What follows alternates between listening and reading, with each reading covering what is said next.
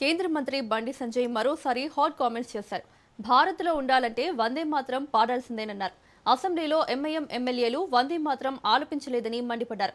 MIM ఎమ్మెల్యేల తీరును speaker పట్టించుకోవడం లేదని విమర్శించారు. ఎంఐఎం సభ్యుల తీరును సీఎం రేవంత్ సమర్థిస్తున్నారో లేదో చెప్పాలన్నారు.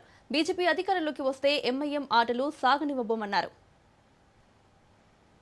మొన్న అసెంబ్లీలో ఎంఐఎం పార్టీకి సంబంధించిన శాసన సభ్యులు వందే మాతరాన్ని ఆలపిస్తున్నప్పుడు బహిష్కరించడం నిజంగా ఇంతకంటే దుర్మార్గం ఇంకోటి కాదు. గౌరవ రాష్ట్రపతి గారు, గౌరవ గవర్నర్ గారి యొక్క అధికారిక కార్యక్రమాల్లో వందే మాతర గేయాన్ని ఆలపించడం తప్పనిసరి చేస్తూ రాజ్యాంగాన్ని అనుసరించి కేంద్రము చట్టం చేసిన విషయం వాస్తవం. ఉత్తర్వులు జారీ చేసి ఆ ఉత్తర్వులను ధిక్కరించి వాళ్ళ నిండు శాసనసభలో దాన్ని ధిక్కరించడము ఎంతవరకు కరెక్టో గౌరవ స్పీకర్ గారు ఆలోచించాలి. గౌరవ గవర్నర్ గారు ఉన్నారు, స్పీకర్ గారు ఉన్నారు, ముఖ్యమంత్రి గారు ఉన్నారు, శాసనసభ్యులు ఉన్నారు, అందరు ఉన్నారు.